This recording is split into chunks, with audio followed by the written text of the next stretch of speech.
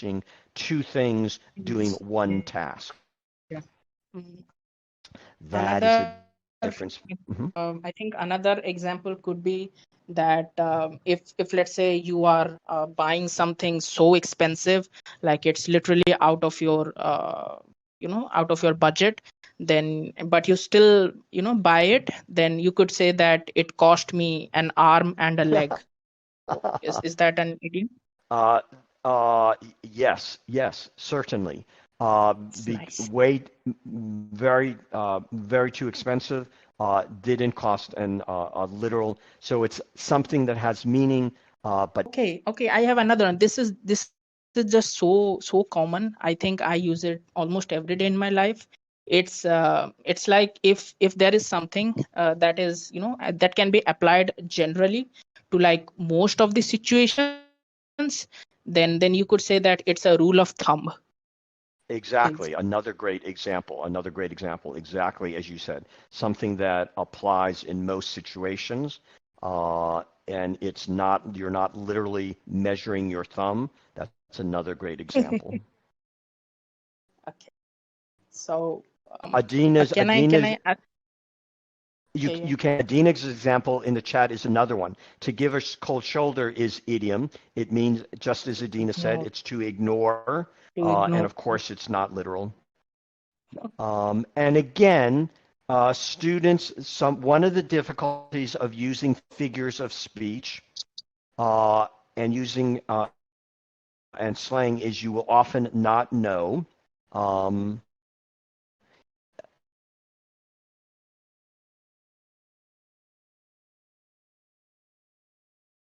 actually developing a sense for. So much of language learning is happening naturally by itself. What you should notice is that as you use this over more and more over time, that you have a sense that inside yourself, you ask yourself, well, I wonder, that doesn't quite sound like standard English. And some things are quite obvious. If you hear someone say, that's not my cup of tea, or they gave them the cold shoulder, some of those are clearly obvious as not literal, not standard English. That's your first indication. And there you would use a dictionary, you would use websites of figures of speech, websites of slang to look it up and find if that's the case.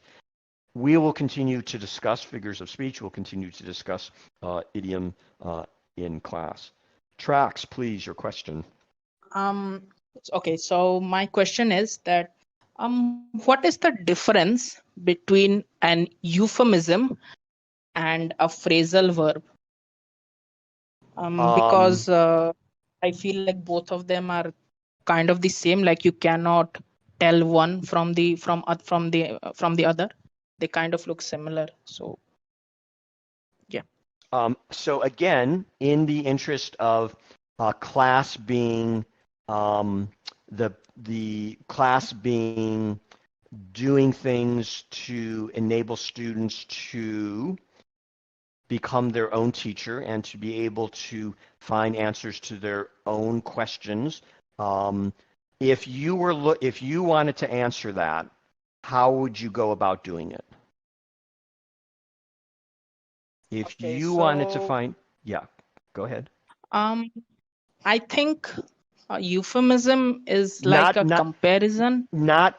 Before you answer what it is, if you did not know at all, if someone asked you and you did not know, what's the difference between a euphemism and a phrasal verb? How would you tell them to find out the answer to that? Honestly, I would just tell them to look up a dictionary or just Google it. That's exactly right. That's exactly right. That's exactly right. And it's important that students become familiar with those tools. We're not always in class. There's so many questions that we need an answer to. So it's important that we have the ability to do that on our own. And having started there, what so you would do that. You don't. I won't ask you to do that right now. But what is Okay. your sense of the difference between them? They're actually completely different. They're completely different. So, but what is your sense of Okay. what is the difference between them? I think euphemism is just a fancy term for phrasal verbs. Okay. At least for me, I think both are the one and the same. They are exactly the same. They are similar. Okay. So I'm kind of confused. Okay, and in a very simple sense, again, remembering that we don't focus on rules of grammar for many reasons. Here we focus on a natural approach. Just very quickly, there are many teachers, many approaches, but in our classes we do a natural approach to learning.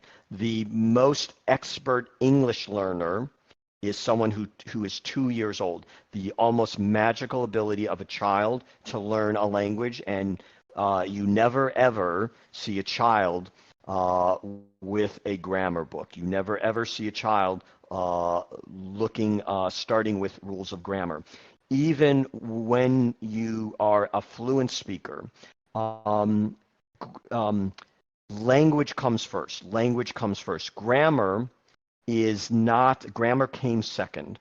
First, there was speaking, there was language, and then we began to collect in a scientific way the usage of language.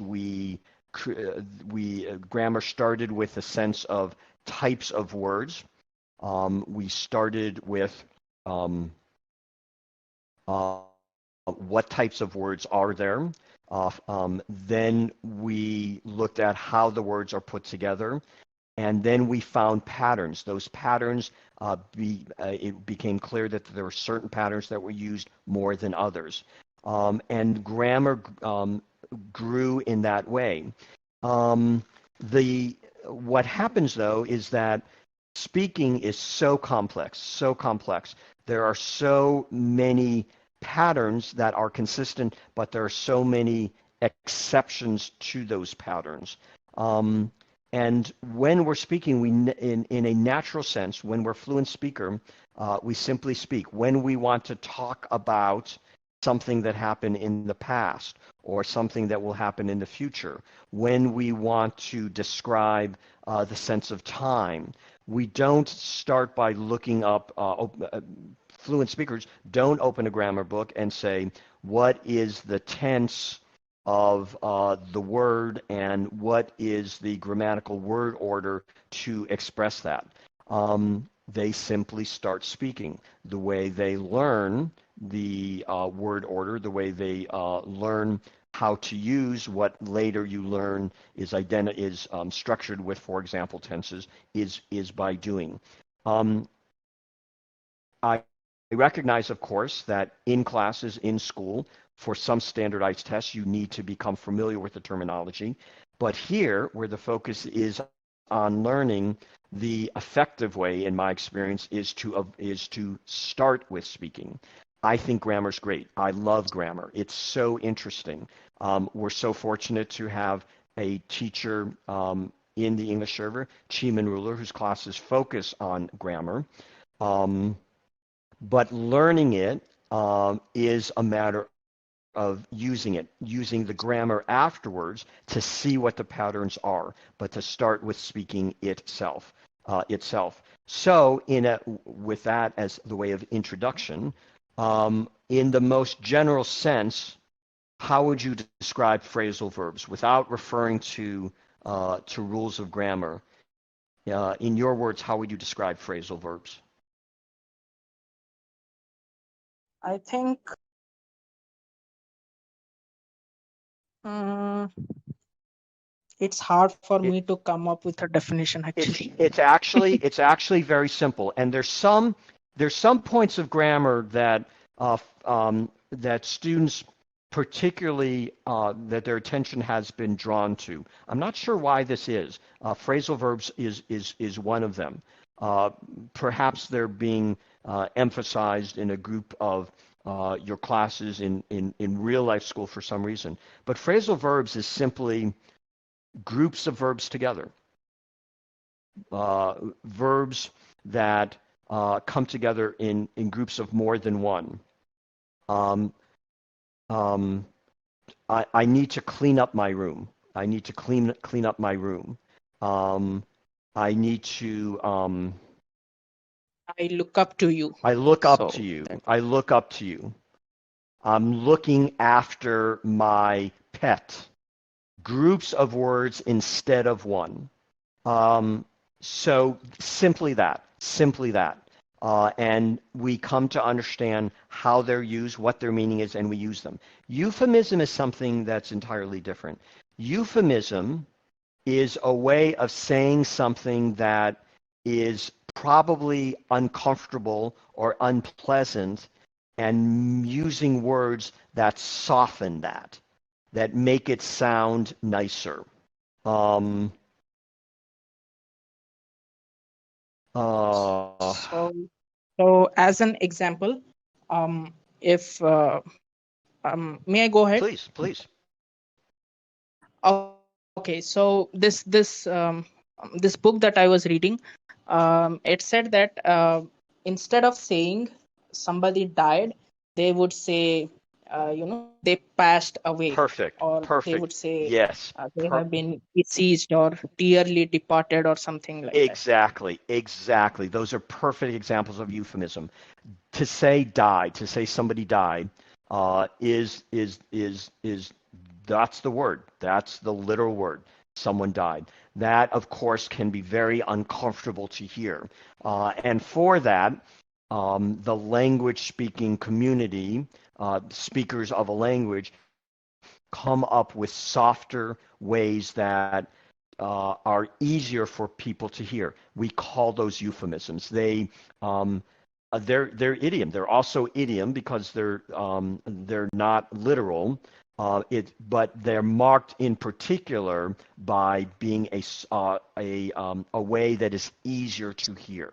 That's what a euphemism. So they're two completely different things. Euphemisms is a softer way to say things. Phrasal verbs are simply verbs that are uh, groups of words that serve the purpose of a verb, but are more than one single word. So then, are there any examples where a phrasal verb could act as an euphemism, or or vice versa? I'm I'm sure there are. I can't think of any off the top of my head. Um, um, Um, for but example, certainly there's the example that I said right now, they passed away. Could that be treated sure, yes, as both absolutely, an absolutely, absolutely, absolutely, absolutely, okay, absolutely. okay, I see. Yeah. Oh, okay, Actually, it okay. wouldn't be. Now I understand. Passed away wouldn't. Sorry, passed away wouldn't because away is would be considered a Pass. noun. Um, Okay. um, um, to but yes, you could certainly come up with an example. You could certainly come up with an example because they're different. You could come up with an example of two verbs used together that would also be a euphemism for something. Mm-hmm. I see. Okay. Okay. Yeah. Okay. Thank you for answering, An and example I might hope be an example might be pat. No, that's also two nouns. I'm sure pat you on can the think back. of one. Uh, No, I no, don't think because that those are that would still be. yeah. But but Trax, you're very creative. You've always been very creative with language. You're very good with No, figures of no, speech. you flatter And me. yeah, no. I would not know. When I'm teaching, I am very literal when I teach. When I'm literal, if I say something, I'm very serious about it. And if I'm ever kidding, it's very clear that I'm doing that. So I'm very serious. You are very creative. with figures of speech, with language. It's a great way to learn language. I would encourage you to continue to do that. You, of course, want to be aware, just as we were talking about with slang, Mhm. what the language is. Is it slang? Is it figures of speech? Is it common? But it's a great talent that you have.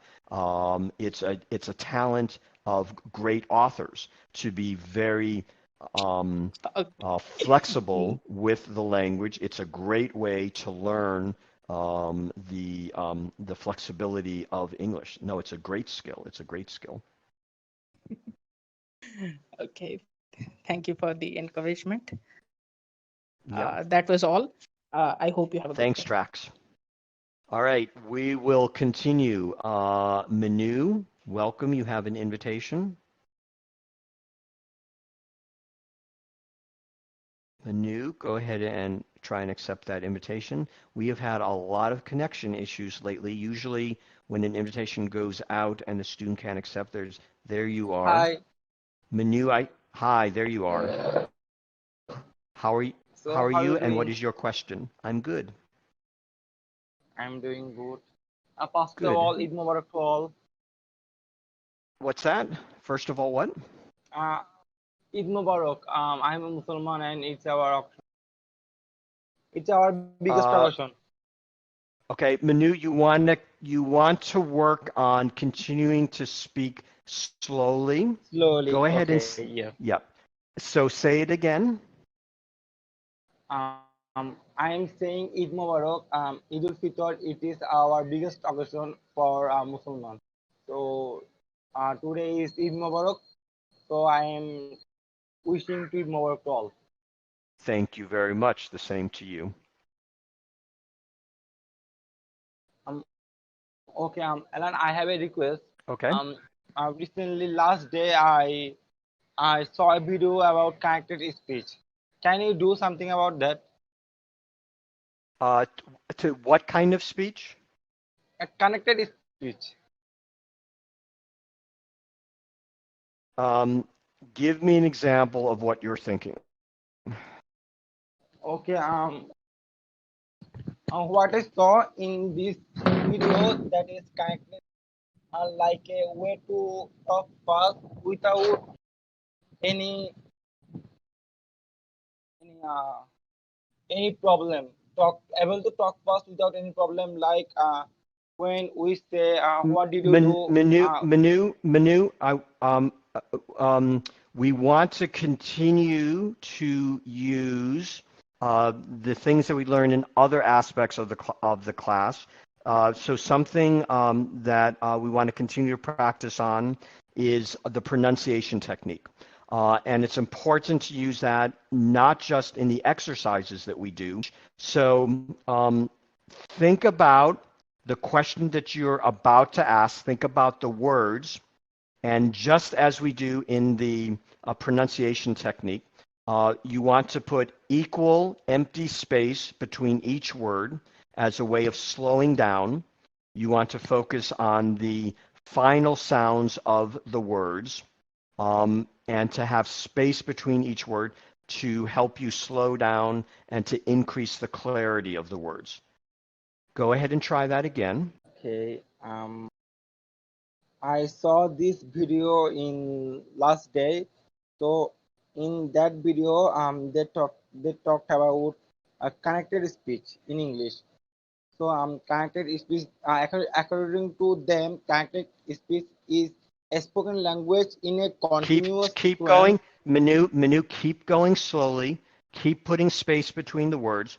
When you started, your pronunciation became very clear, and it's a natural tendency to then want to return to faster. The reason we put space between the words is to increase clarity. Again, clarity is never a matter of accent.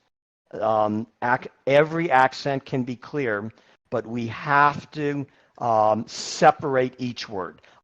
Otherwise, the words become a different sound.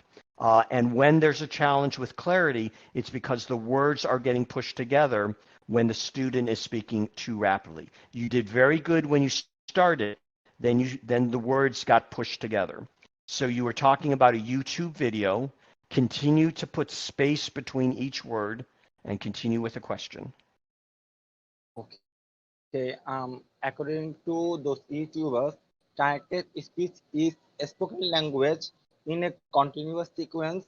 As in normal conversations, it is also called connected discourse. So, significant difference between the way words are pronounced in isolation, may I recall, and the way they are pronounced. Manu, you have to continue the space between each word for the entire question. What happens is as you push the words together, it becomes very difficult to understand the words. It's very natural, it's very normal, but that same space between each word has to happen through the entire question. And a good exercise is where you know that you're going to have a question, you can start by writing the question down, then you can read it. It is very important for clarity, and you're doing great. You're improving at it. You have to continue to do it. When we do tongue twisters, when we read stories, the words are in front of us, and we have something that it becomes easier to see each word and put the spaces there. But as we're speaking, we need to do the same thing. We need to do the same thing. Okay. Okay, Alan, then Go ahead. forget the question. I would like to do a tongue twister. Okay. Let me say in general, we'll do a tongue twister, but let me say in general that connected speech in general, and this is another aspect of, this is another thing that gets the attention of a lot of students. I would encourage the students to consider, there's two ways to look at that. One is not necessarily to look at all these different aspects of speaking. When we are speaking, when a fluent speaker wishes to express themselves, the focus is on just that. I want to express myself. We see examples of that in the picture exercise. We use a picture as a start. The picture exercise is meant to help us as we're speaking to others. When we're speaking to others, we know what we want to say. We use the picture exercise to get us started to practice in an organized way. The picture generates in us ideas, hopes, feelings, just as when we're speaking to someone. Language is used for self-expression. And when we want to express ourselves, that is what we're thinking. We're thinking about the ideas we want to express, the feelings that we want to express. We don't think, is this connected speech? We don't think, is this idiom? We don't think, what point of grammar is this? We simply have ideas within us. Language starts with internal experience, feelings within us, hopes within us, ideas within us. And then the words simply start occurring. When we're learning a language where we doubt our ability, we doubt our vocabulary, and it is similar to when we learn to walk. We don't walk in a smooth way. We take stuttered steps.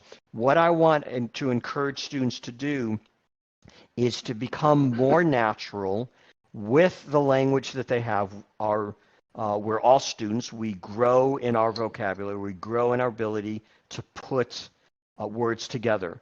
But even with just a few words, you can be very successful at self-expression. You can be very successful communicating the things that you want. For these large areas, points of grammar, for topics of phrasal verbs, topics of connected speech, at least in my classes, I'm going to encourage students not to focus on those things themselves, but rather to focus on what is it I want to say. What is it you want to say? And simply doing that, not being worried about what is the name of the grammar, not being worried about is this connected speech. Of course, if you see a video or you're in a class and or you read in a book and you read something and you don't understand what it's saying, it says, for example, connected speech is, and then it gives a definition. You can certainly come here and say, Alan, I don't understand what that sentence means. Help me understand it. In those specific examples, we can certainly talk about it. But and here again is why it's important to become exposed to many teachers, many ideas, because different teachers have different approaches to learning English. My approach is one that very much avoids putting grammar first. The approach here is a natural approach, just as we learn when we're children, just as we do when we become fluent speakers. We don't think about terms of grammar. We simply start speaking. We read to see good examples. We listen to those around us to see other examples. We do it in that way, and that'll be the focus here. Is that clear what I just explained, Manu? We'll do a tongue twister exercise in a moment, but what I said, is that clear? Yeah. I would encourage students to think about that. Again, I encourage students to be exposed to a number of speakers for other perspectives. That's the perspective in this class. Manu, sure, let's do a tongue twister to practice what we were talking about. Would you like to do, for example, seashells or Peter Piper? Peter Piper. Peter Piper. Okay, Peter, let me type it into the chat.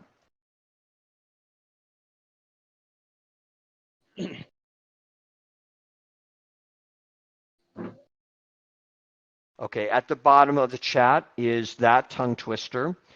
For the first reading, just go ahead and read that. Peter Piper picked a peck of pickled peppers. Okay, what's the first thing I'm going to ask you to do? Read slowly. Not just slowly, but to put equal empty space between the words. The point of slowly is not just to do it slowly, because I can do it slowly but not have space, and then we still have the problem of the words get pushed together. For example, Peter Piper picked a. There I'm very slow, but I still don't have space. And there, the sounds are still not the individual sounds. Peter Piper. There, the words are still together. It's not just slow, but it's separate words. Peter, Piper, picked. That's what we're trying to do, is to pronounce each word by itself. Try it that way. Separate each word. Go ahead. Peter Piper picked a of pickled peppers. You just sounded like the most advanced professional. You sounded like an accomplished actor reciting a beautiful poem. Could you hear how clear that was? Yeah, that was a lot clear. What I want you to do, Manu, is to start recording yourself. Record yourself when you're speaking in a rapid way. And again, this is very common. This is very normal. This is very typical, including fluent speakers. Record yourself. Listen to the words when you're speaking rapidly, and the words and the sounds get pushed together. And then listen to how you just did. That was amazing. That was perfect. That was here's an idiom. That was crystal clear. That's an idiom that means it was very clear. It was perfect. Do that one more time, just as you did it. Peter, Piper, picked a peck of pickled peppers. That was so beautiful. That was perfect. That was beautiful. That was crystal clear. That was amazing. Manu, I want you to do this as soon as class is over. Record yourself. Listen to yourself when the words get pushed together, and listen to how you did it just then. You will be amazed. Again, it is very common. It is not just you. It is, and it's not just students. Fluent speakers do it all the time. Students hear me always use the example of morning, good morning. And students have become accustomed to my saying that, so they know that I'm saying good morning. But if you did not know I was going to say that, or night, or how are you, how are you? Fluent speakers say, how are you? For how are you? But if you don't know what I'm about to say, you have no idea what the person listening has no idea. It's an entirely different sound. That's what happens when the words get pushed together when we're speaking rapidly. When we separate the words, and it's not just to go slowly, it's to put space between the words to pronounce each one. The clarity, that is when clarity happens. Manu, as soon as class is over, record yourself, listen to what happens when the words get pushed together, listen to when you speak it just as you did. You will be amazed with how clear and perfect your pronunciation is. Okay, let me see if I got it right. You want me to write down something before I ask them, and you want me to record myself and analyze myself. You can do it both with that or with tongue twisters. Do it with many different sentences. The idea is for you yourself to hear the difference. So you can do it with a question that you might want to ask. You can do it with a tongue twister. You can do it with one of the stories that we do. But what I want you to do is yourself to get the experience of the difference between when you're speaking rapidly and the words get between that and when you separate the words. So you can do it with any kinds of sentences, any kinds of tongue twisters. Thanks a lot. You're welcome. Let me know how that goes. Let me know how that goes. Yeah. Thank you, Manu. Bye. Thank you. Bye. Okay. We will continue down the list. Nigya, welcome. Hi, Nigya. I have a question for you. Okay. I'm preparing for IELTS test in about 2 to 3 months. So I'm interested in psychology. So and also I need to practice a variety of topics of IELTS topics like business and economic. So should I study? Should I focus on IELTS before before studying psychology?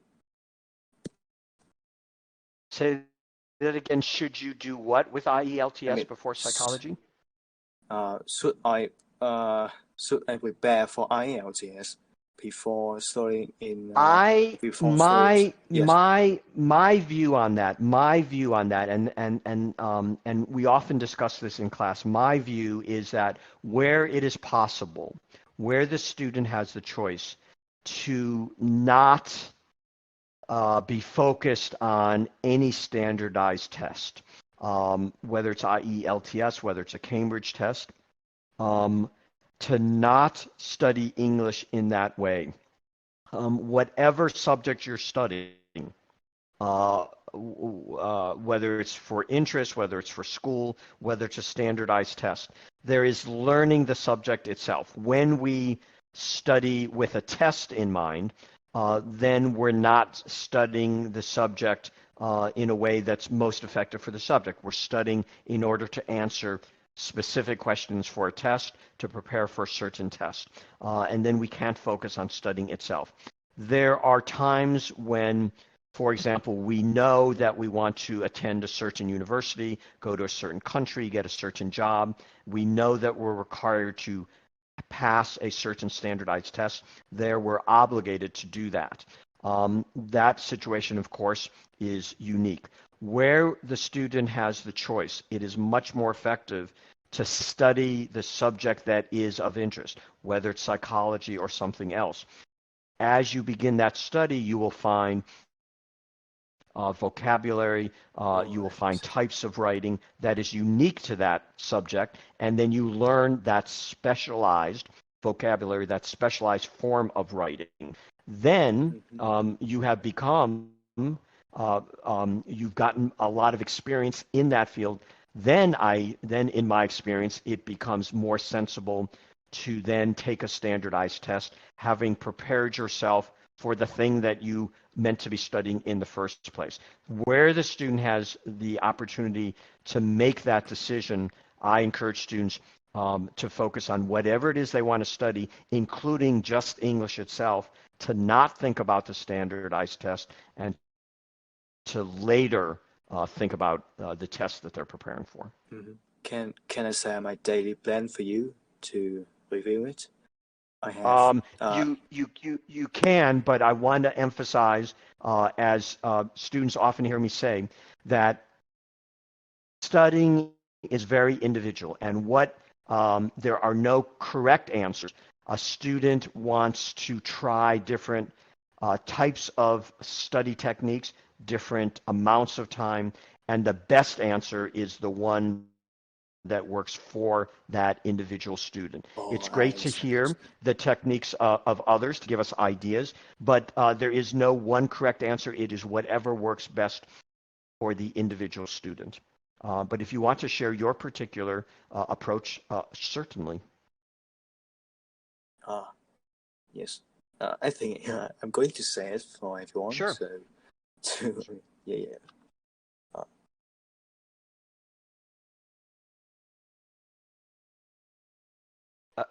So Nigga, did you say you do want to describe it or not? I think you may. Oh, I think you the microphone cut out. So I think you were speaking and I could not hear you. Try again. Can you speak it again? What did you ask me?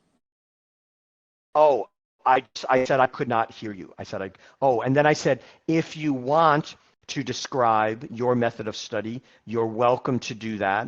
But again, the best answer is whatever technique works for you. Yeah, yes. Oh, thank you for answering me. You're very welcome. Yes. Thanks, Nigel.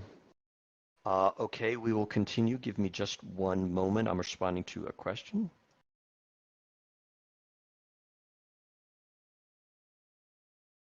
Okay, continuing down the list. Ronan, you have an invite. Welcome. Hi, Hello. Ronan. How are you? Hi, how are you? I'm fine. Good. And what is your question? I have confusion of slang words and abusive words. Yeah. Yeah. Slang is not necessarily offensive. Words that are considered cursing or swear words or profane words are a group of words that are offensive and crude. The interesting thing about definitions is something of what's called a circular argument, a circular statement. Okay. When you say what's the definition of something, you give another definition, and I'm somewhat doing that now. So a word that is offensive is profane. Well, what does that mean? It's a swear word. Well, what does that mean? It is a curse word. But that is how we come to understand words. That is why the best way to understand definitions is to look them up in a sentence dictionary, and you can do that as well. But what marks something as what is known as a swear word or a curse word or a profane word? And profanity is a more formal standard English way of looking at it. So to start with an understanding of what is a curse word or swearing, start by looking up the definition of profanity. Look that up in Sentence Dictionary. It's a word that is particularly crude and likely to give offense to at least some other people. It is language that is considered inappropriate in with certain groups of people because of the offense and the potentially inappropriate imagery, topics that are being described. Slang is simply informal, not standard English. It is not necessarily offensive at all. We used an example of y'all earlier. And in some cases it's dialect, but in some cases it's slang. Yeah. There's nothing offensive about that at all. There's nothing inappropriate about that at all. So slang is simply not standard English. Swearing, cursing, swear words, profanity is highly offensive, very inappropriate language. Those who are using it are usually using it to have some effect. Oftentimes it's a very negative effect. Often they want to give offense. That's the difference between the two. Sometimes if someone use I don't know that they say to me, so sometimes I get confused that I take it as a abusive words if they're saying to me that I am a chill person, so sometimes they're making a joke on me. If they call you a chill person, yeah, chill would be an idiom. I mean, the answer to that question is it would depend on the situation. It would depend on the situation because English, and of course, like many languages, it depends on what the person is trying to express. So you and we talked about in class an example of this in a recent class, that any one thing, depending on your tone, can have different meaning. The word, for example, the word chill itself is an idiom for someone who is relaxed. And you might hear someone say, wow, you're a really chill person. And in that tone, that's a complimentary, nice thing. It means you're very relaxed. But you might hear somebody say that with a different tone, something like, you're such a chill person. You're such a chill person. Yeah. You can hear in that tone. Yeah. So many difference in the tone. Yeah. Does that and answer your question? Go ahead. And if there is a word that the person is saying to me, you are a cring person, in not in tone, it's just in a normal tone. So what I will understand. A what person? Cring person. Type that in the chat.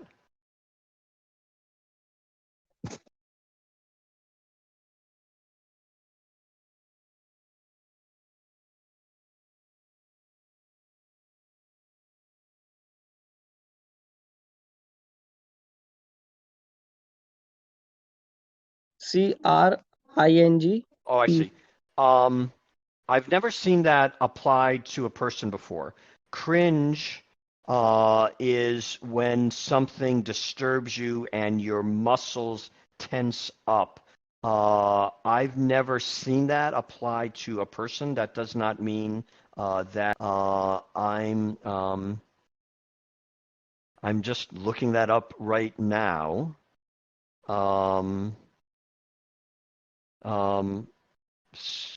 So it looks like that can be used. So this would be slang. This would be slang.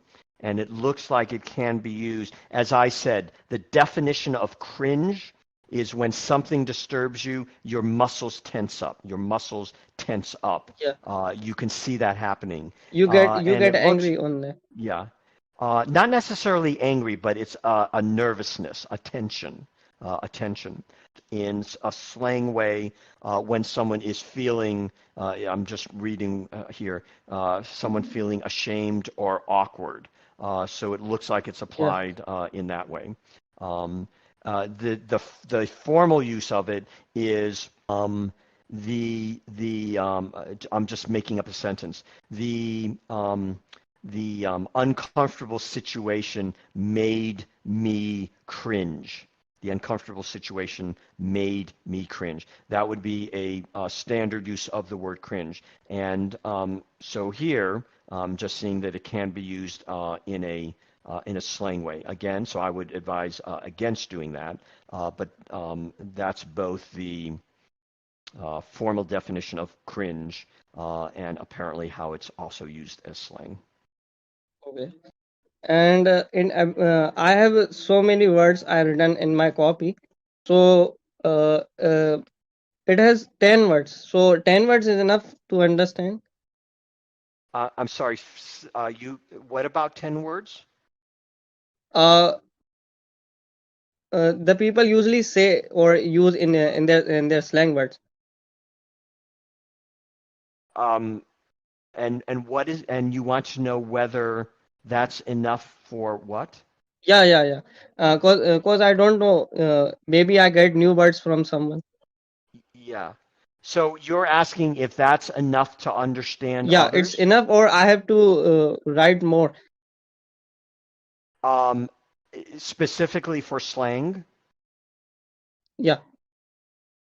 Um, again, my recommendation is to avoid slang. At this point in your English study, my recommendation to you, this is my particular recommendation, others teachers have different opinions. My recommendation is not to think about slang, not to study slang, not to worry about slang. If you come across words that you're unfamiliar with and you study the words and you find out that they're slang, the meaning was. But I would Yeah. I would not spend any time in an organized study of it. What that is in my experience, in my expression, is time that could have been spent learning standard English, which is far more effective. There are students who are beginning or early intermediate or even advanced intermediate, where you are spending time doing slang, it's time that should have been spent developing the fundamentals of English. So that's my answer. That's my answer. Is I would encourage you not to spend so much time Yeah. working on I just slang. I just write. I don't know. I've in future I will get some new or not knowing that words. Yeah. Yeah. I would not do that. I would not do that. If you must know it and you just want to know, you can look up the words, find out what they mean. You Yeah. might in that process Yeah. find it's What they slang, say. but I Yeah. would stop at that point. I would stop at that point and then leave those words alone and then return Oh, to your okay. study of standard English. That's my advice. Okay. Yeah. Thank you, Ronan. Thank you, sir. You're welcome. Have a good day, sir. You too. Bye-bye. Bye. Bye. Okay, we'll continue. Right now, the hands that are raised are Snappy Fair, Carol, Make Siro, and RBI Box. So everybody stay right there. We'll have time for all of you. Let me start with some names that are new. Carol, welcome. You have an invite. Hello. Hi, It's welcome. nice to meet you. It is nice to meet you. It's And great what is your honor question? my question is connected with mixing languages because I try to learn two languages and English mixed me with the second because probably I could be like intermediate level in English, and maybe it's good or bad to try to learn another language. That depends on the person. Um, some people have the ability to learn multiple languages at one time. The perfect example of that, Sorry, of course, I must stop for 5, 10, 15 minutes, and I repeat to this conversation because I'm outside of the car. okay, So after 10 minutes, I try to come back. okay, Okay. we'll see Thank you you when a you come lot. back. You're welcome. See you. See you. See you. Okay. Bye-bye. Dzień Let's dobry. go on to, bye-bye. Ciężko znaleźć było. Okay, we'll continue to make Ciro. You have an invite. Hi, MKS. Hello, can you hear me? Hi. 1, 2. I can hear It's you. wonderful to finally be here. Could I ask you several questions? Sure. One is, what exactly are we doing on these classes? Like, are we making some practice reading, etc., like we did yesterday, or we can also ask our own questions about difficulties, or does that depend on some kind of timetable?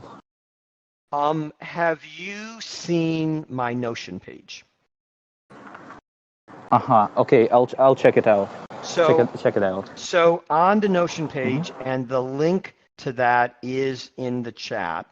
The Notion page has several things on it, including description of the approach of the class, the materials that we use, and there is one section that there's two places to do it, but one in particular is on that on the main page towards the bottom is something called class exercises and topic choices. And just to paste that into the chat, I'll paste that into the chat to make this easy. So this is from the Notion page. These are some of the topics that we do in class. So all those things that you mentioned, we do all of those things on a different schedule. There's no, and we do these different topics during the week. There's no particular schedule, but typically we've been doing pronunciation on Monday. We're doing student presentations in the first class, and we're doing open exercises in the afternoon. My Notion page also lists the class schedule and the upcoming exercises. So we do all those different exercises during the week with a different schedule. I'm going to introduce a new exercise next Tuesday and Wednesday where we start to look at effective sentence building, and students will submit sentences and I'll correct them with the student. On the weekends, today and tomorrow, we have open question and answer, which is what we're doing right now. So we do all of those things. The schedule varies, and the schedule is listed in the Notion page. I see. Big thanks. Well, my second question was according to I'm not really sure about my pronunciation, but I have a hard time writing. So, could you give me any tips? What side should I approach this problem? I've been trying to write not in a formal, but in more artistic way. Yes. My advice always to develop and improve your English, speaking to all the students.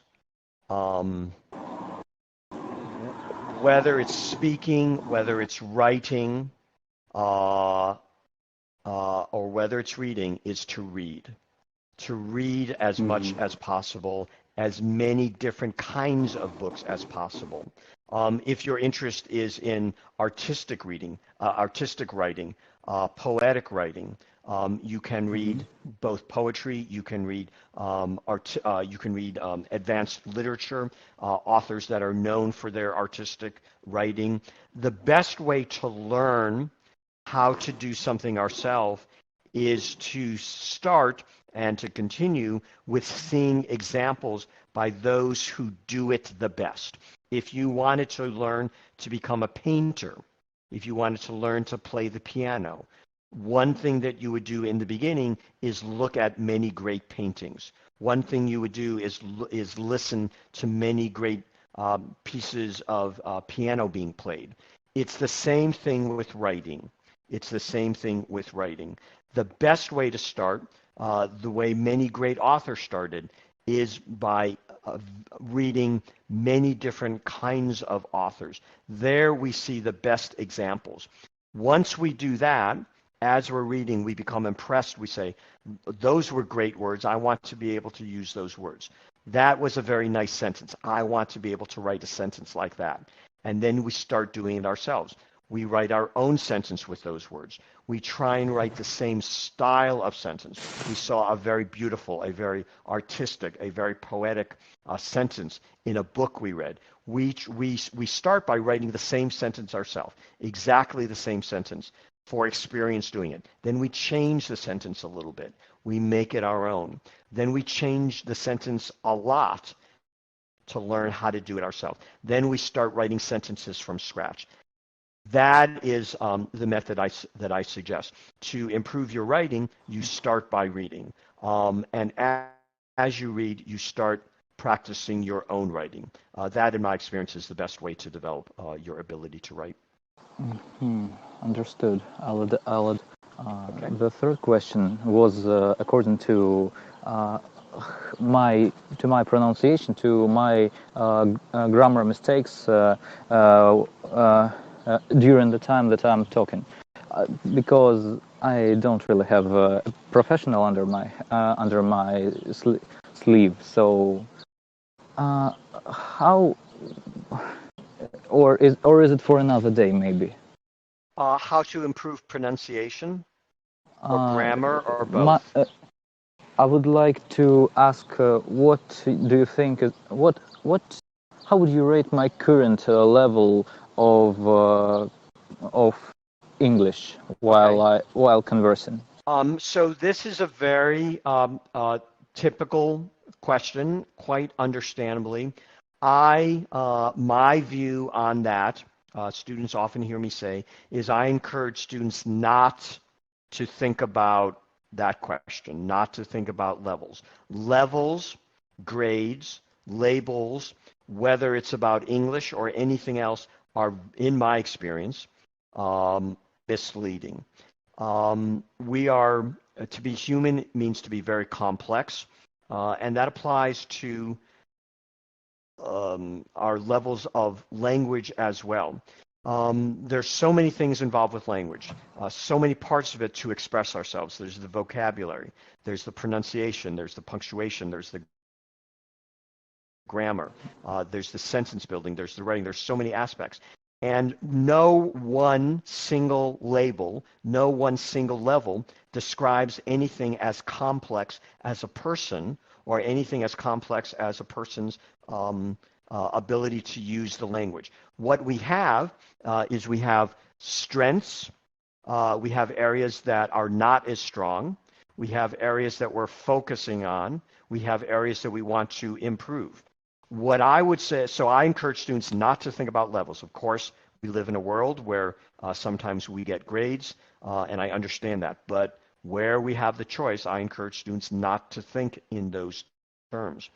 I encourage students to think about where they want to focus, to think about what their strengths are, to think about what areas they want to improve, and whether they are satisfied with their ability to communicate, whether they are satisfied with their ability to express themselves. I would say that you have an excellent ability to express yourself. All the things that you said, yes, of course, there are opportunities to increase your vocabulary. There are opportunities to improve the structure of your sentences. There's opportunities to improve, to advance your pronunciation, but you perfectly clearly expressed all the questions that you had. In that more positive way, I encourage you and all students to be proud of what you've accomplished and to simply continue to think about, okay, I want to focus on my pronunciation, or I want to focus on my vocabulary, or what combination of those. But you're doing a great job of expressing yourself. You make me blush. I'm a bit embarrassed. Yeah, Thanks. you're very I welcome. guess that's all from that's all about my Well, that's we're all what I glad. wanted.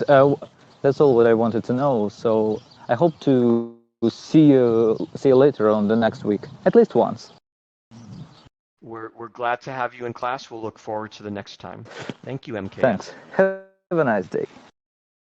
Bye-bye.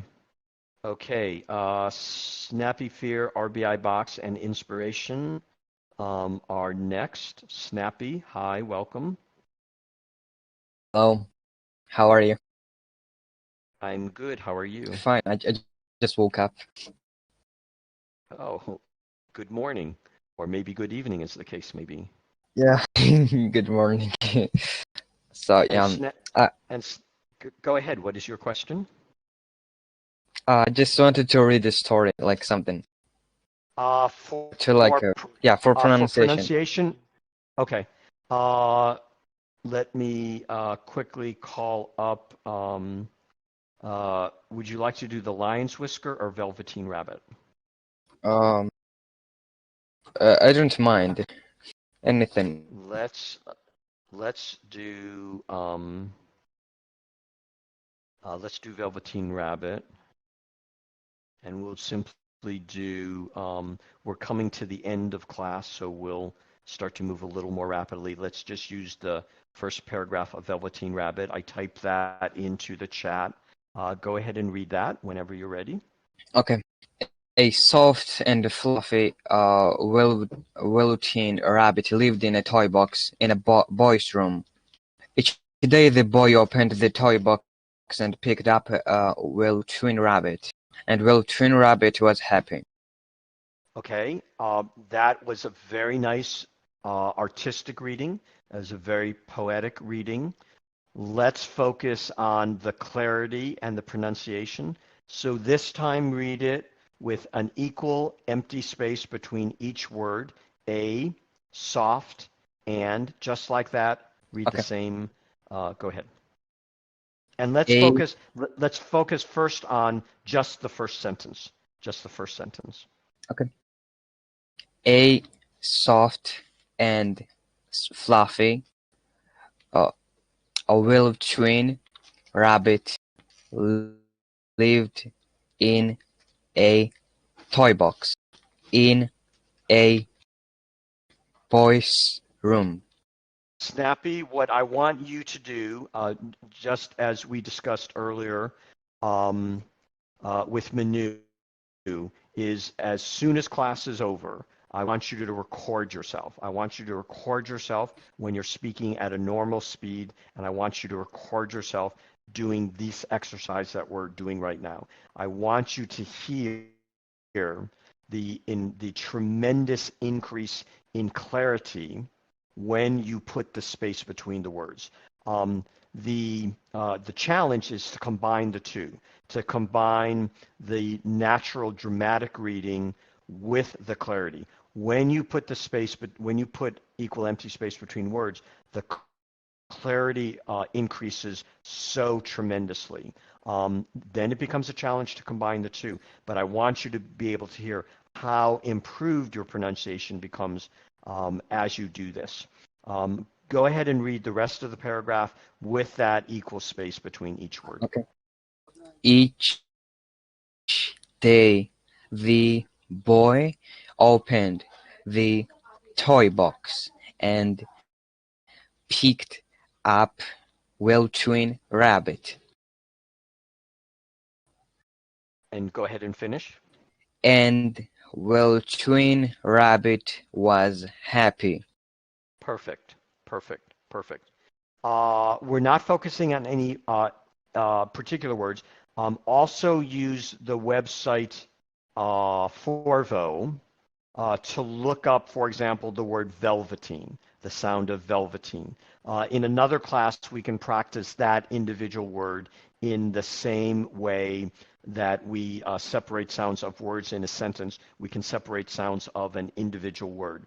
But where a word is new and you're learning to pronounce it, use the website Forvo for that, which is an amazing website with so many words. And I am astounded to find that it actually does have velveteen in it. Here's the link to Forvo, actually with the entry for velveteen. That will help you as you practice the technique with individual words. But as soon as class is over, record yourself in a normal speed where it's a very nice dramatic reading, but the words get pushed together and the clarity is lost. And as we're doing the technique right now to separate the words where the pronunciation becomes much clearer. Listen to those differences. Yep, like I'm recording my voice, so if I say the word and I'll not be able to understand it by myself. Like for example, I'm saying the words that I don't understand, and I think that other people doesn't understand me too. So I'm recording it, and if I can hear it, so that means that other people can hear it. So I don't Exactly. have to Yeah. worry about that. Exactly. And in order to develop that clarity to yourself and others, what we do is put that space between each word. There's more parts to the pronunciation technique that we use, but that's the first part. So as you record yourself, use this technique of equal empty space between each word. Yep. Thank you, Thank you so Snappy. much. You're Yeah. welcome. Bye You bye. too. Bye. Bye. See you later. See you later. Okay, we're going to, the schedule for class is over. We will extend for the names that I just said, RBI Box and Inspiration. Carol, I see that you've returned and we'll finish with you. So RBI Box, then Inspiration, then Carol were the names that I said we would get to before class was over. And we'll go a little more rapidly to try and stick sort of to being on time. RBI, hi, welcome. Hello. How are you? I'm good. I'm good. How are you? I'm good. And what is your question? Same as yesterday. Just a conversation with you. Did you think about, and this is sort of the conversation itself, we're having conversation Yeah. with this question. Did you All right. think about, and I mentioned to students who are new, I mentioned yesterday, this is a particular exercise speaking with a fluent speaker. And so now I'm not being as careful with speaking a little more rapidly than I do when I teach. But did you think about at all the question I asked you yesterday when I asked what is it about speaking with a fluent speaker that you would like? Is it, did you think about that at all? Yeah. In a casual setting, whenever I spoke to a native speaker, like they all drop a lot of Oh, curse words or yeah, whatever, yeah, like F yeah, bombs. You know what I yeah, mean? Especially yeah, Americans. yeah. Oh, Which is fine. No, it's not Yeah. fine. It's not fine. I mean, it is here. It is the way it's done. It's not fine. It's not, especially. I wish that fluent speakers, I wish Americans in particular, were more careful about their language when they were speaking and didn't drop so many of those words and sounds and sounded like this, because it's not clear. It's not clear. And Yeah. you become exposed to it and you hear it. But yeah, dropping words, forgetting Yeah. those things is part of the kind of thing that you hear, Mm. just like that, the kind of thing that you hear. It's not. I don't actually mind it, but problem is, it's good in a casual setting when you are just with, you close people or whatever. It's not Um, fine when you yeah, are working or you're in a more formal setting. Then yeah, it becomes complicated because you're exposed to that kind of conversation.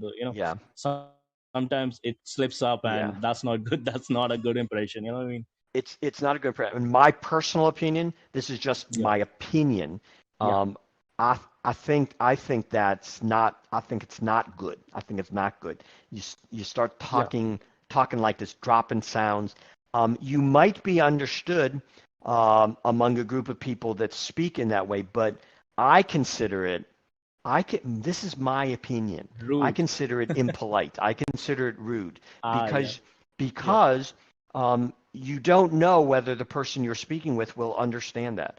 Communication hmm is an interaction between people, and part of being respectful to each other is speaking in a way that there's a better likelihood that everyone can be understood. That's just my personal opinion. It's never going to happen, but that's my here's another English idiom. That's my 2 cents on the subject.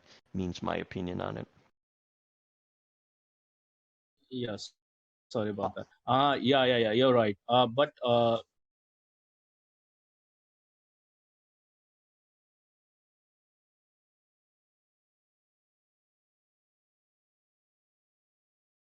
RBI, sorry, there Alan. you Sorry, are. That's okay. sorry. So that's quite right that you said. But there is another thing. Like you are right about like rudeness and stuff. But what I noticed was when you are using those words, you are not. It's a easy way out. You know what I mean? I know it's not I for native agree. speakers, I but for agree. me, Yeah, I agree. I because you agree are with that. not using the right words. I mean, you're not even thinking about it. It's easier to use those two or three words, and you can communicate with that, but you know you're not using a lot of words. I agree with you. I agree with you. Yeah, I agree with you. that's the thing. RBI, we're gonna continue just to get through the rest, but I absolutely All agree right, with that's it. everyone said. Yeah. Thank you so Thank you, much. Alan. You're Have a welcome. nice day. You too. Okay, two more that I said we would get to. Inspiration and then Carol. Inspiration. Hi, welcome.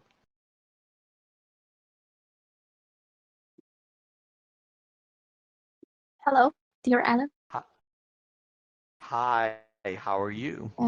Thank you. I'm fine here. Thank you for accepting my request. Very nice to see you. You're very welcome. And what is your question? Well, I would like to ask the question and get some point of experience. I know it might have been mentioned in class, but still it's a question for me.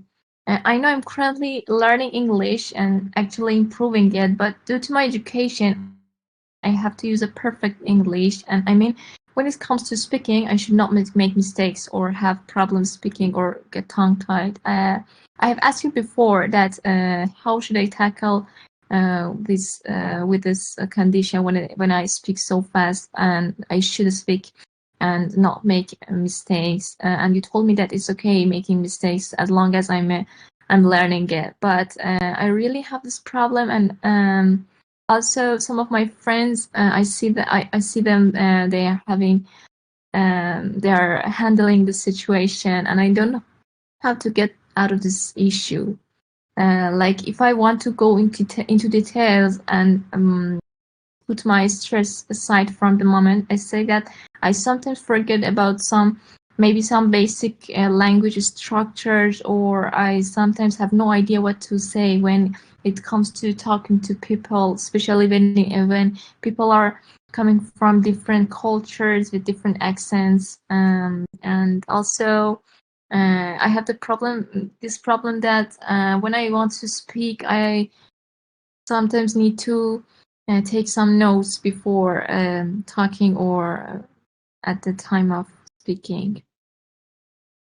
Um, That's so all. tell me I think you're doing great. I think you're doing great. I think you've accomplished a tremendous amount. I think that your English is very effective. I think you're doing a great job. Tell me some more about why you feel it should or needs to be better at this point? Well, I to my related to my education, sometimes I have to give lectures, and some of my classes are in English, my assignments, or even when it comes to talking to my teachers, and also doing some essays or something. These kind of stuff, when I get to um, uh, do them or um, study in my major, I sometimes have problem, and I have many stops in my talking. Is it possible? Um, is it possible to? And this is a very um, many students feel the same thing that you feel, a certain frustration, of course a strong desire to be improved more quickly. But is it possible to be to appreciate how much you've learned, to realize that you're continuing to learn, and to be confident that your vocabulary will continue to grow, your ability to express yourself will continue to grow, your ability to interact with your teachers, your ability to do your academic assignments. Is it possible to appreciate, um, to give yourself congratulations for how much you've accomplished, and to feel a confidence that you will continue to improve, even though that it's hard to be patient. It's hard because we want to be so accomplished right away. That's very natural. That's very human. That's okay. But is it possible to appreciate what you've accomplished and to be more patient with yourself, knowing that you will continue to advance more and more? Is that possible? Well, I sometimes take some tests online and have a kind of a score for myself to realize at what level I am. Mhm. And when it comes to growing and improving, sometimes I feel a little bit better. But when it comes to my university, maybe, and sometimes some of my friends, I feel like still there is a very long way from these two levels. Are you, can you, I want to make a point here, and let me do it this way. Okay. Inspiration, you and your friends, are there some things, maybe it's something that you like to do, maybe it's a hobby, maybe it's reading. Are there things with you and your friends, are there some things that you can do that you are more able to do, that you are um, um, have a more advanced ability to do than some of your friends? Is there anything at all that you can do, that you have a better ability to do than your friends? Should be related to English, you mean, or it's Anything at all, this? anything at all. And you don't have to tell me what it is, but can you imagine for yourself there are things that you can do better than other people? Yes, I think there are some items. And can you And imagine, that there are things other people can do better than you? yes, And can you imagine within yourself inspiration, are there some of your own abilities that are more advanced and other abilities that you're only improving, that you're still just improving? yes, That is the nature of being human. That is the nature of being human. yeah. That is what it means to be human. It is perfectly natural. It is perfectly normal. What's hard is to accept that variety within ourselves. It is one of the great aspects of being human is that broadness. We are so complex. There's so much to us. It's the reason, as I was saying earlier, as I often say in class, it is I encourage students not to think about levels. It's so misleading. There are things within us that we are better at. There are things within us we are not as good. There are things that we are better at than our friends. There are things our friends are better at. We are always changing. We are always growing. We are always frustrated that we wish we could be perfect at everything right away. Here's another English idiom: to take a magic pill. In English, we say, I wish I could take a magic pill and know English perfectly, instantly. The challenge of living, the challenge of being human is appreciating ourselves in all our complexity as we exist in each moment. You are truly doing great with English. Your English is very advanced. You're talking about difficult concepts. I can understand the concepts you're describing very easily. Of course, there will be areas that you want to improve. Of course, when you take tests online, sometimes you will do better, sometimes not as well. Of course, when you look at other people and compare, you will see areas stronger, areas weaker. Here again, I encourage students not to compare. We're all individuals. We're all unique. We're all special. We're all valuable. We're all learning. We all have strong points. We all have areas that we wish to improve. It's important not to compare. It's important not to compare even to ourselves.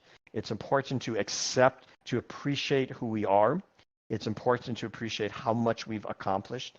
And it's important to try and this is hard, it's important to continue to develop patience, kindness to ourselves. We talk about in class that the most important thing is a warm, supportive environment to support others, to encourage others. We need to do the same to ourselves.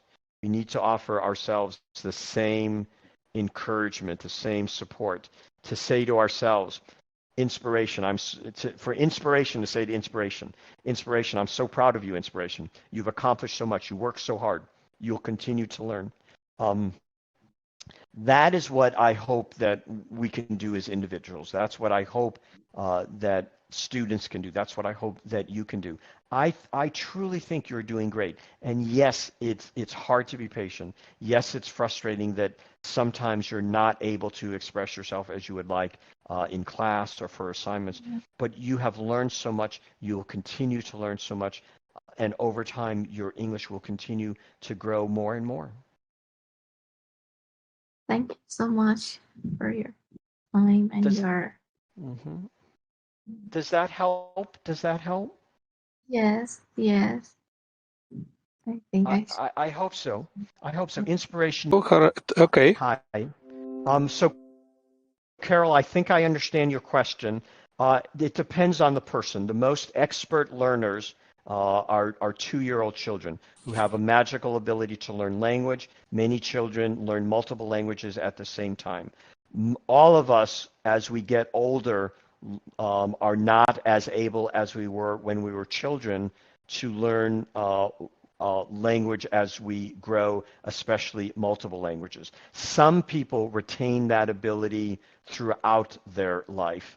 For people who are learning multiple languages and who do have that ability, it's important to continue to work in each of the languages as at the same time as much as possible. Is it okay when you're learning, for example, English, to think and to rely on your native language? My personal opinion is yes. We grow up in a certain language. We learn to think in a certain language. It takes a long time to think in new languages. And there are some concepts, ideas that can only be expressed in different languages. I think it's very important to continue to use those multiple languages to think and then translate them into English at the appropriate time. Am I answering your question? Is this the question? congratulate to you because you are the best teachers who I find in all of my life. So I think as American style of teaching, you teach in very good way and you explain me this question in very simple way. And I noticed that maybe a USA teacher could do this only. So I am very glad to hear this explanation and maybe a very short question at the end. How can I use this Discord application and other application to improve my English language without a teacher? It's possible to do this in good way because I think I won't do a lot of mistakes practicing languages by my own. So is it possible to learn using this new modern techniques, or it's better to give up and start to try to find a normal maybe course with a teacher? So the last question, very short. First of all, thank you for your comments. I wouldn't say that my style of teaching is necessarily related to a particular geographical area. My style of teaching is marked by certain qualities and characteristics, but they're related to a certain view of what it means, of what effective education is, what effective teaching is, and there's certainly many teachers throughout the world who do a similar approach. I'm very pleased that you have found an environment, a teacher that's effective for you, and I hope that you will find other teachers that are effective in other areas as well. But thank you very much for those comments. In terms of approaches, I think that, again, there is no right answer. We speak about this often in class. Each individual finds for themselves the effective combination of techniques. Sometimes those techniques will be what we would call traditional ones, a traditional teacher or a formal classroom setting. The internet has brought many new opportunities, and that those are wonderful opportunities. Discord is one of them, and using an online environment such as Discord can be effective, and if it's effective for the student, it should be used. And it's a matter of exploring it. It's a matter of trying it. Any technique that a student encounters is worthy to try, and if it is effective for the student, you should continue with it. It's important to realize that, just as we were saying before, students are human, students are individuals. We change over time.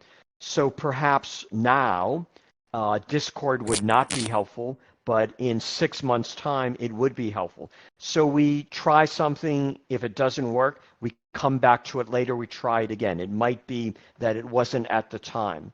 I think Discord is a wonderful addition. I don't think any one technique is the complete answer.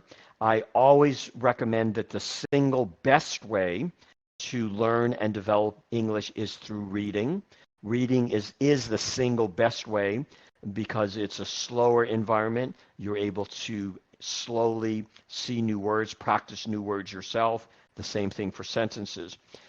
But the most effective thing is to combine a variety of techniques, and online environments is certainly one of them. Discord is a great environment. There's many good aspects for learning. There's many aspects of Discord that are not effective for learning. Discord is also an opportunity for people to come together and simply spend time together to talk, and that's great.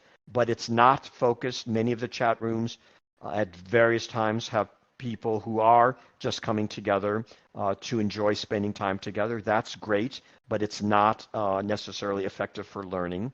So I would encourage you to explore Discord. The question came up in the earlier class, what's the best way to do that? And a number of students suggested finding a friend.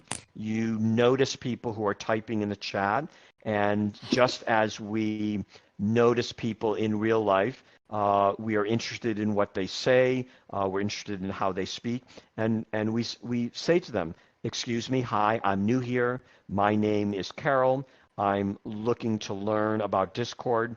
Do you have experience here? Can you show me some of the things? And some people will say yes, some people will say no. This is the way we meet new friends. It's a process. And I would encourage you to look around yourself. The English server itself has done an extraordinary job of creating so many different aspects. As we've been talking about, some of the aspects are just people getting together to enjoy time together. Some of it are classes such as this. There are other classes, other teachers, and information can be found in the channels classes info and classes FAQ. There are channels for games. There are channels to practice pronunciation. There are channels to listen to music. Explore those. Watch what people are typing for other ideas, and reach out to other people's. Let them know. Just as I said, I'm new here. What are channels that people would recommend? Can I join you in them? More and more students are forming groups of their own to practice English. Ask to join in those. It's finding our way around the many new online communities is this very similar to how we do things in real life. We observe, we introduce ourselves to others, and we become acquainted with those communities in that way. Thank you a lot, Alan. You explained me this completely, and to the end, congratulations to you that you can manage to 78 people to lead such good lesson during such short time. So I'm completely shocked by your methods. Thank you a lot. I appreciate I appreciate those thoughts very much. And if you haven't seen it, take a look at my Notion page, which describes our classes and also lists the schedule of the classes. I teach usually twice a day, starting when this class started, which was about 2 hours ago, and 12 hours earlier than that for the different time zones. And the Notion page describes much of that and the materials that we use. It's a pin here in Stage Classes Chat and Classes Info. There in the chat is the direct link to it. But welcome to the classes. We're very glad to have you here. And again, thank you for your kind words. You're a great motivator, so thank you and have good luck. Thank you a lot. Good luck to you. Bye-bye for now. Bye-bye. Bye. All right, everyone. And Carol, then once your question is answered, what you do is you press the button next to the microphone and you select Return to Audience, and then observe. Perfect, and then observe the class from there. Okay, everyone, great class. Tomorrow, again, is the weekend, except for some of you, it's Monday. For my Saturday and Sunday, we do 2 days of question and answer. We'll do this again in the first class, and then this class again tomorrow. The schedule, of course, is in the Notion page. On Monday, as is usual, we'll do our pronunciation exercise. Tuesday and Wednesday, I'm going to introduce a new exercise. I want to begin focusing on taking a little more closer look at forming sentences. Again, as always, we will not focus on particular rules of grammar. What we will do is students select, we will use the whiteboard, we will use Miro to have students submit sentences. Students can bring their own sentences, type them, they can make up the sentences as we're speaking, and it is to learn how to form correct sentences. Again, we're not going to focus on details of grammar. It's in my experience, not the effective way to do it. But it will be an exercise where you can try sentences and get corrections for turning them into correct sentences. It'll be a great exercise at practicing vocabulary and at practicing making good sentences. We've talked about this a lot. This will be the start of some exercises to do that. So I'm really looking forward to that. Okay, everyone, great class. Can we have a huge round of applause for everyone who asked questions? Can we have a huge round of applause for all of you in the class? Haima just asked me a question. Where do you find the classes during the week? Right here in the same place. The voice portion of the class is always here in English classes stage. The typed portion of the class is always in stage classes chat. There's another great teacher, Maggie, who runs the Conversation Club, which is a great set of classes, and that happens in a similar channel. It's called Conversation Club? Called Conversation Club. But it's here in the same area. Watch for announcements in classes info for that. The most important part of our class is is the environment. Practicing in a warm, supportive, encouraging environment. It makes all the difference, and you saw that again in this class. You will continue to see that. I just saw the way that I would like to end our class, and I am hoping our resident poet is here and will read the poem she just sent. Emma, would you read your poem for us? Let's see what you're typing. Maybe you're able to do that. Emma is our resident poet. Emma will be giving a presentation. We don't know, we're not sure about the schedule. Emma, oh great, Emma's going to fix her mic and she will read her poem. Emma is our chief poet in residence and has been an inspiration to so many students to discover their own art, their own writing. Sometimes it's poetry, sometimes it's creative writing. And Emma often submits a poem to us, and it's so great. It's such a great experience. And in a moment, Emma will read that. Emma will be making a student presentation with a number of other students.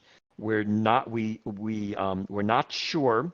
We have a tentative date, but we may need to reschedule that. And Emma, with other students, will present writing poetry, will read some poetry to us. That will be a great experience. English, again, is a tool at self-expression. Language is always a matter of self-expression, and I encourage all students to find their own form of art. Poetry is Emma's. Your own form may be a different kind of writing. It may be, in fact, not language at all. It may be music. We're having a great presentation about the relationship between piano playing and learning English in the student presentation next week by Demonade. I encourage all students to find their own form of art. And in so doing, thank you for the environment that you all create. Thank you for the applause and encouragement. Applause is how in our online environment we show our warmth and support and encouragement to each other, just as you have been doing to individual students, to yourselves, and it is a great big circle. Emma, you have an invite. It is a great big circle. As we reach out to support other students who need our encouragement, that student brings to us the ability to offer that warmth. In doing so, that warmth is returned to us. As we help another, the environment, we are creating an environment that we all are enriched and supported by. It is an incredible community that you all create by being just as you are. Emma, welcome. Thank you so much for this poem. And I'm so looking forward, as we all are, to hearing it in your voice. Good morning. Can you hear me? I can. It's just a little bit quiet and a little bit muffled. Okay, then I will try to fix it.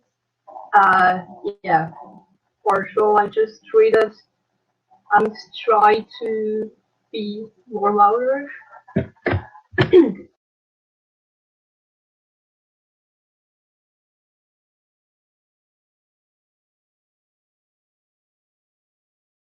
There are so many factors of our voice in an online environment, and I appreciate the efforts of all the students to make it as clear as possible. There are connection issues, there are hardware issues, there's the internet on any particular day, and we all struggle with that. I appreciate how hard all the students work to try and make their voice and the microphone clear.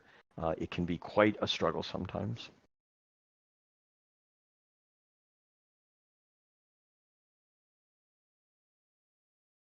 So Emma is getting her microphone ready, and then she'll read her great poem. If there are any quick questions while we're waiting for Emma, any quick questions in the chat, you can type them into the chat, and Emma will be ready to speak her poem in just a moment. If you have any questions, go ahead and type them in the chat. And then if anyone needs to go, we are ending class. We're just going to end with Emma speaking her poem. And if you need to go, that's perfectly fine. It's always a great opportunity to hear Emma reading her poetry. But we have concluded class.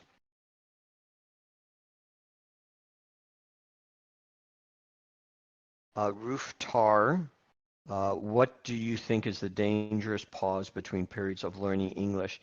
Can you say some more about that? It sounds like you're asking, we all get to what's sometimes called plateaus. We're learning, and then our learning pauses, slows down, then it maybe speeds up again. If that's what you mean, it's important just to continue with some activity. Again, the single approach that I think is most effective in developing and growing English is reading. So in the times that there's a pause between, I'd encourage you to at least be reading.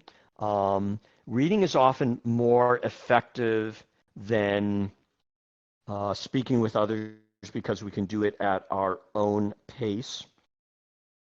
So that would be my encouragement. And Emma's having problems with her microphone. If there's anyone who wants to try, Caxton, if you want to read, go ahead and raise your hand. We can do that. If there's someone else who wants to try reading the poem. I think I just did it.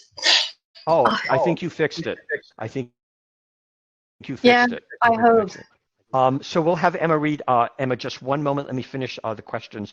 Caxton, take a look at a sentence dictionary for examples of do and does to see those differences. And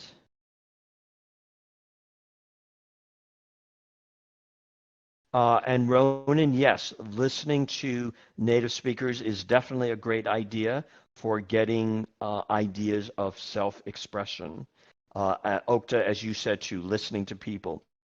Listening to people is a great way to learn. The challenge is that it's hard to find people who will speak slowly and distinctly. It's an important aspect of learning. It's a necessary aspect of learning. However, it's that challenge of finding someone who will speak slowly enough. And that's why I recommend reading as the best overall approach, because that you can do at your own pace. But yes, listening is also a great way. Emma, thank you for fixing your microphone. Please. I'm so sorry that it took me so long. That's okay. There have been I don't know what's going around. There's a microphone virus going around. There have been so many challenges with connectivity and microphones lately. Whenever you're ready, take your time. I always love to begin or end a class with your poetry. They're so great. Whenever you're ready. And let's see, can you paste it again to the bottom of the chat so everybody can easily see it?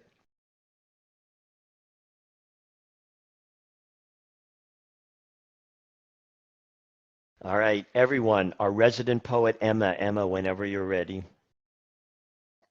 Question answer. That was our session today. Getting answers. The student presentation overcame her nervousness is such an inspiration to all of us. Emma with her poetry, such an inspiration. That's the extraordinary thing of our community, of our family. Again, the environment is the most important thing. To the support, the encouragement, to find the courage and the confidence to express ourselves, to develop ourselves, to live our English, to support each other, to experience that support ourselves. Great class. See you all tomorrow. Take a look at the Notion page for the upcoming classes. This is the time in the chat that we say thank you and goodbye for now. You are all so great.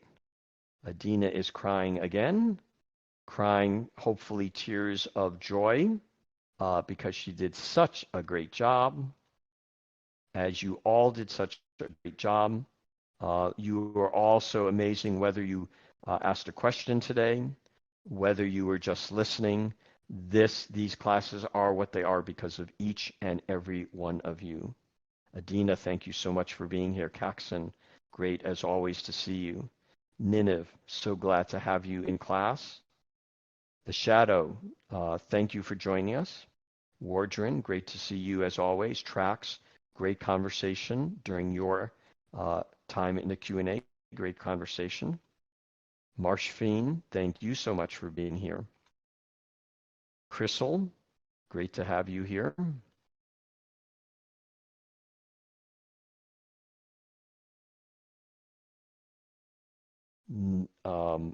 Nice inspiration, Xcart, nice inspiration. Rooftar, you are breathtaking. So glad to have you here. El Nur, welcome to our class. Tutti Dude, always great to have you in class. Always great to have you in class. Ronan, thank you for being here. Thanks for your questions. Adina, thank you for today. Thank you for all your contributions to the class. Amoeba, nice to have you in class. RBI Box, great conversation as always. Emma, as always, thanks for your poetry. Wardren, great to see you. Nigya, great conversation with you. The Shadow, nice to see you. Rachel, thanks for being in class. El Nur, again, great to have you here. Okta, again, thank you for your suggestion of student dialogues. Emma, thanks again for the poem. MKS, great conversation in your exercise. Niniv, that's a beautiful expression of what all of us experience in class. We all experience that, that hug, that support, that warmth. Great expression of that. Miras, nice to have you here. Xcart, great to have you. Thanks again for your inspirational lines. Irony, great to have you in class. All right, everyone. Thanks, everybody, for being here. See you all soon. See you soon, everyone. We can all use some tissues. Thanks for the tissues, Nigya. Don't worry, so tons of classes coming up, many classes coming up, many more. Great, Shadow. We'll look forward to that. All right, everybody. See you all soon. See you all soon. See you in the next class. Bye, everyone. Bye for now. Bye-bye, everyone. Bye-bye. Bye.